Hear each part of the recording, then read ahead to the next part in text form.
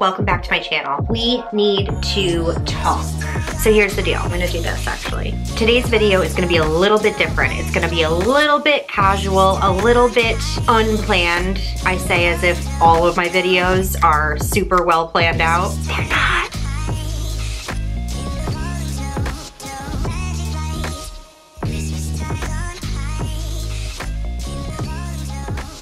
Today's video was going to be my most disappointing worst books of the year video. I've been thinking about it at this point close to 2 months now, and I just am not good at talking shit.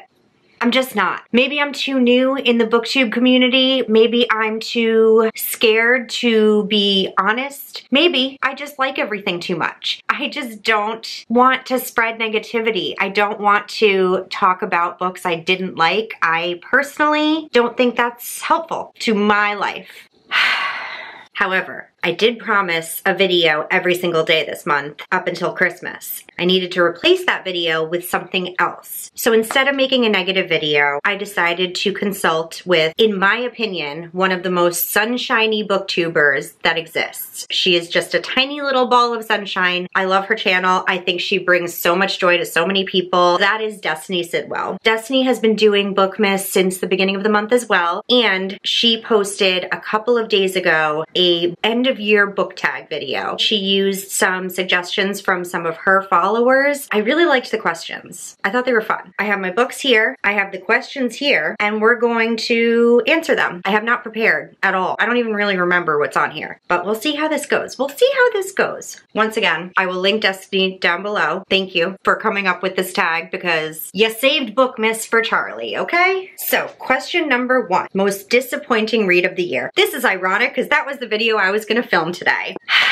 Disappointing. Now this is gonna be not something that I hated. It's something that I was looking forward to that let me down. I just realized these aren't straight. Okay, this is gonna take me a lot longer than I thought. Okay, I have 2 answers for this. Is that allowed? Destiny, is that okay? I'm breaking the rules. Number 1, things we hide from the light. I was incredibly disappointed by this. Personally, I was so looking forward to this because I loved Things We Left Behind so much. It blew my mind with how cute and fun and quirky and swoony these characters are. And I really thought that these characters were going to be even better. I really did. And so it was kind of disappointing when it took me like 2 months to get through this and I was so bored and I couldn't connect with the characters. It was sad. It was sad and disappointing. I still love Lucy Score. I still love this series. I still think this is a good book. For me personally, I couldn't connect with the characters, and so because of that, I was disappointed.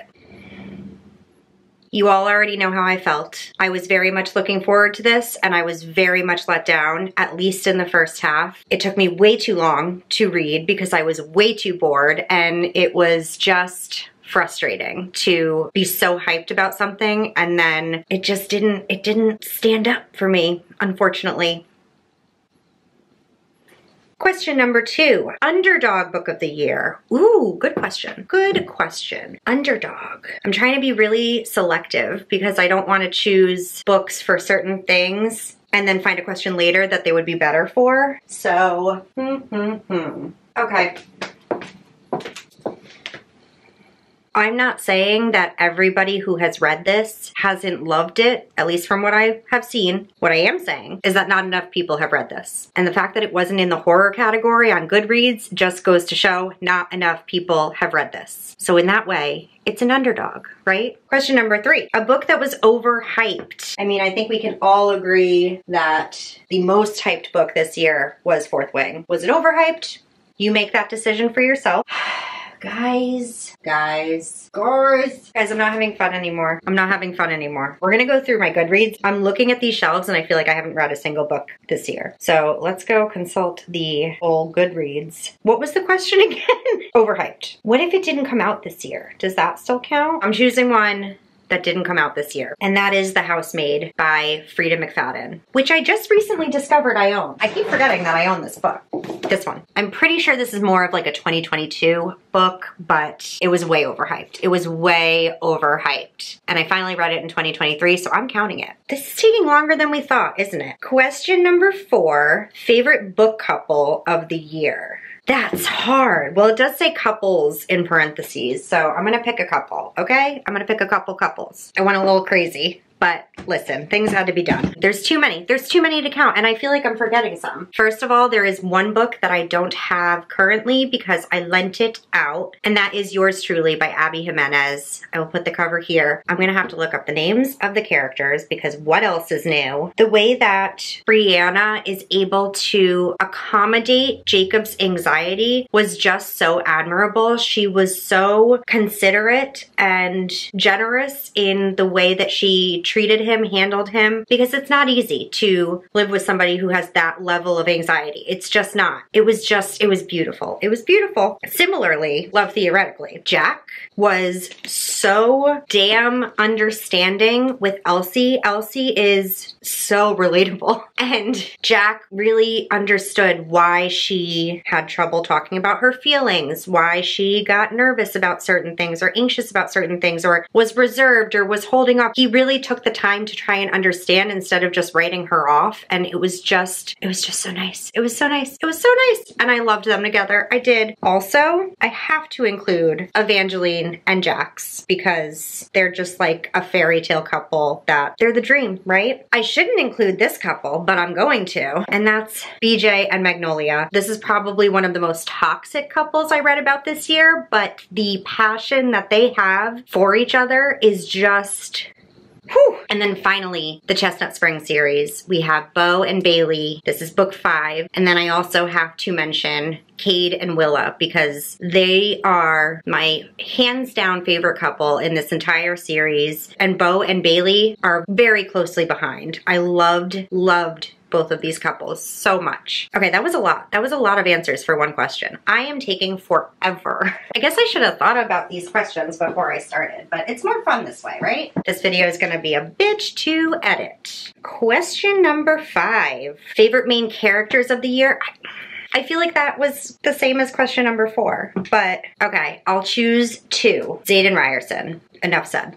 But then most relatable would have to be Elsie from Love Theoretically. I love her and I relate to her and I just want her to be okay. Oh, now we're moving. Now we're picking speed up. Question number 6. A book that surprised you. A book that surprised me? I feel like I'm just picking things that I read recently, but Black Sheep was a surprise for me. I read and liked Such Sharp Teeth. To me, it was kind of forgettable. This I will remember, and this will stick with me, and this was, in my opinion, steps above her other book that I've read. So I was pleasantly surprised. A new favorite author that you discovered in 2023.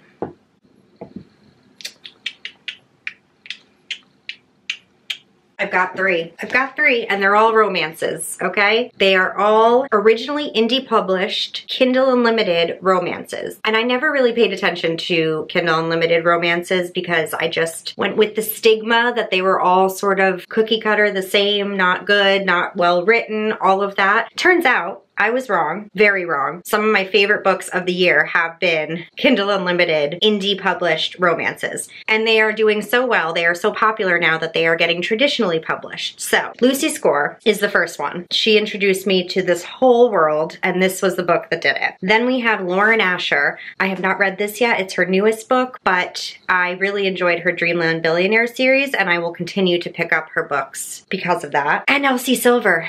Elsie Silver is absolutely a new auto-buy author for me. I'm absolutely obsessed with her and her writing and her couples. Favorite author. Question number 8 is the happiest read of the year. This book had me laughing the entire time, which made me happy because I like to laugh. It was just charming and funny and happy, and I loved it. Yeah, We're gonna leave it there. Question number 9 is the most frustrating book you read. That's a difficult question because what does that mean, frustrating? Like frustrating because of the way the plot went, or you were frustrated with your reading experience with it? You know, there's like a lot of things to consider. I can tell you I'm quite frustrated with myself. Does that count? All right, I have 2 for this one, and both of them are the same reasons. I didn't actually finish either of these, but I tried to read them repeatedly over and over again and could not get into them. And I'm frustrated because they are beloved books. So I'm frustrated with myself, honestly, not the book, myself. I have The 7-Year Slip by Ashley Poston. I loved her book last year, The Dead Romantics. This had the makings to be an excellent book for me, and I just could not get into it. I can't give it up. I can't let it go. I have to finish it, but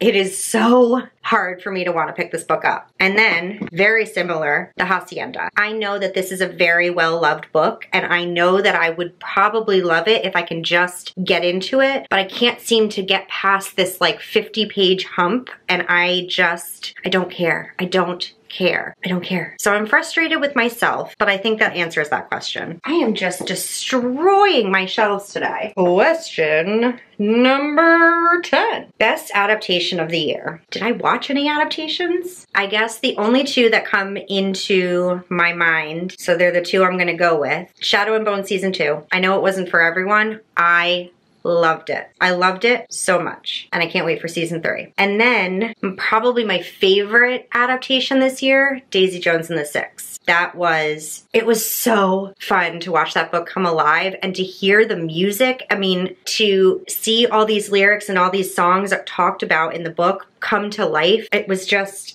good. It was so good. Longest book you read this year. I'm gonna have to look at Goodreads, I think, for that. Okay, the longest book I read in 2023 is The Well of Ascension by Brandon Sanderson. This is book 2 in the Mistborn series, and it was 763 pages, which doesn't feel like that long, considering I have books on my TBR that have like 1,000. But favorite covers of the year? Ooh, well that's just hard, isn't it? I'm gonna try and stick with books that were released this year because otherwise we'll be here all day. And we're just strictly going by cover, not content, right? You know what I'm just realizing? None of my answers are fantasy. I could answer with, for example, Throne of the Fallen, but that's just a Barnes & Noble exclusive, so does that really count? Also, all of my Fairy Loot books could be considered favorite covers, but they don't technically count if that's not like the original intended cover, right? Do they? I don't know. Who made the rules? I don't know. Happy Place by Emily Henry. 'Twas not my favorite Emily Henry of all time, but you best believe this color just did something for me. It is the brightest book on my entire shelves, and I'm absolutely obsessed. Obsessed. It like matches my neon, not in this camera, but in real life, obsessed, okay? And then I have 3 horror books. I have Dead 11, the VHS tape. I love it. I also have Nestlings by Nat Cassidy, the eeriness. And then I think you can all guess the next one.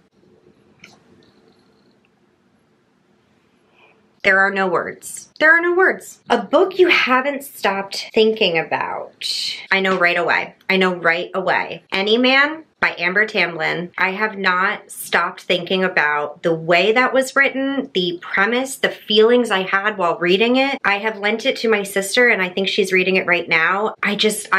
It was probably the most like affected physically I was from a book this year. And I haven't stopped thinking about it since, hands down. Cringiest book you read this year. Cringy to me or cringy to you? You have not seen me talk about this book yet because I finished this like 2 days ago and it's gonna be in a vlog coming out at the end of Bookmas because it's taken me forever to read all these books. But this was cringy. Oh my God. The writing was cringy. There were mistakes and things that were not properly edited, like blatant. The dialogue was just cringy. This main female character didn't swear, but instead said things like balderdash and rats. It was just cringy. We are in the home stretch. I think this question was the reason that I really wanted to do this tag. Unpopular book that you loved.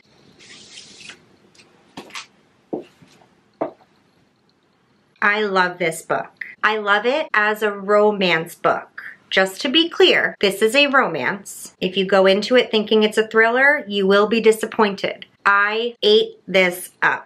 I loved it. I loved it and I want to read it again. And I want to find somebody else who agrees with me. I did see that Kayla from Books and Lala talked about it in her live show for her book club. She actually enjoyed the romance too, and she didn't find the Twilight stuff cringy, and it just made me feel so validated. She still gave it like a 3, but it made me feel so much better to finally have somebody that sort of agrees with me. I loved it. What is the highest and lowest rated books you read this year on Goodreads? Do you agree? Let's find out. We are gonna go by rating. The highest rated book on Goodreads that I read this year, I'll give you guys 5 seconds to guess which one. I should have known. I should have known better, according to Goodreads. This book has an average rating of 4.63 with 854,669 ratings as of right now. And then let's find out the lowest rated. Ah, interesting. Okay, that was not hard to find at all. Everything the Darkness Eats by Eric LaRocca. This is the lowest rated book that I read this year, which is sad because I really did enjoy this. I think I gave it 4 stars. This book has a 2.84 rating with 2,493 ratings in total. So no one even read this. Wow, that's sad. I feel bad for Eric LaRocca because I really like his writing. I do. What's next? Let's find out, shall we? Favorite quotes of the year.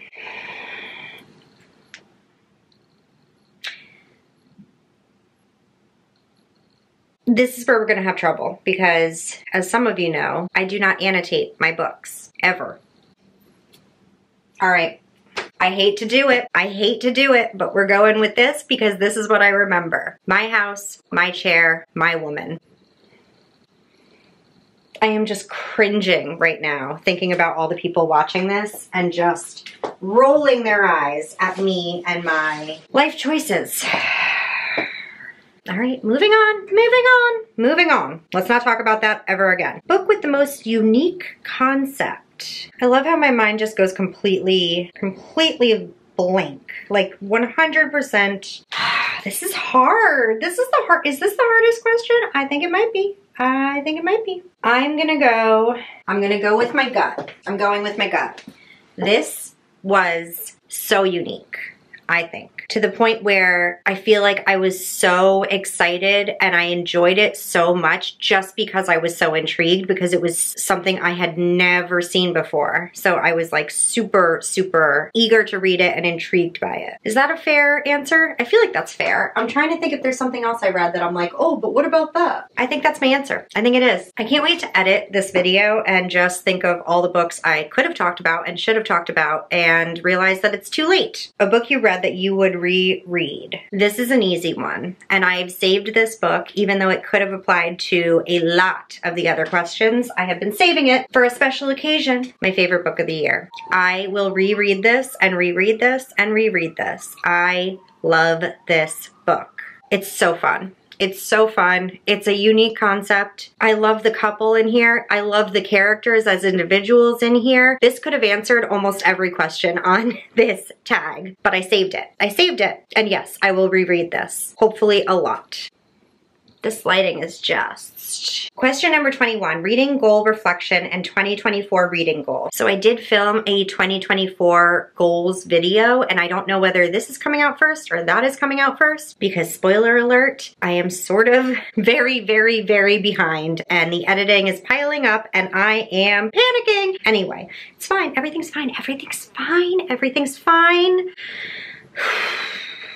Anyway, I don't know if you're gonna see that first or this first, but what I said in that video, I will repeat again. So this might be the first time you're hearing it or the second time. I'm sorry if I'm repeating myself. Last year and in years prior, I've always had higher goals that are achievable, but also a little bit of a challenge depending on how my reading year goes. This year, I decided to focus a lot more on taking my time to read the books that I really truly want to read and not focus so much on numbers. Now that is easier said than done. I am a very number-driven, challenge-driven, competitive with myself person, so it's going to be a struggle, and I think the easiest way to try and do that is to make my Goodreads goal a little bit lower. So last year, my goal was 100. It's achievable for me. It means I need to read less than 10 books a month, which is around the average of what I typically read every month. But in 2024, I'm also going to be going back to work with my new show and trying to figure out how to balance this into that. Finding that balance is going to be a challenge, and I can only imagine that that's going to affect my reading a little bit. So instead of doing 100, I cut it in half. The goal is going to be 50. That way, I'm not thinking about the number at all,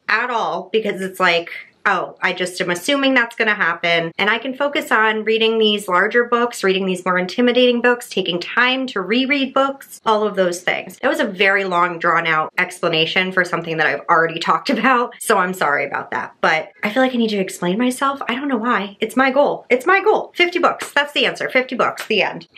And then the final question is, after 2023 reading, what are you prioritizing in 2024 reading-wise? So that obviously goes hand in hand with what I just said. I'm prioritizing reading more intimidating and longer books, books that I've been putting off for a very long time. I'm prioritizing getting through some series that I'm in the middle of, and I want to prioritize YouTube. I want to prioritize coming up with unique and fun, exciting concepts for videos. That's going to be a priority, and I think that's going to dictate a lot of the books I read because of that reason.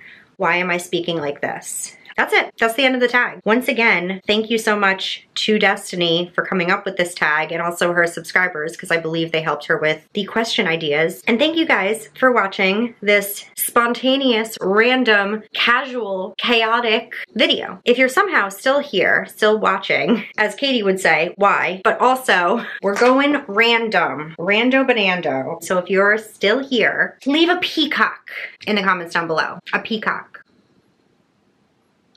Okay? Deal? I love you all so much. Thank you all so much. I will see you again in another video, again, very soon. Literally tomorrow, probably, hopefully. I don't know. I'm not doing well. Okay, bye.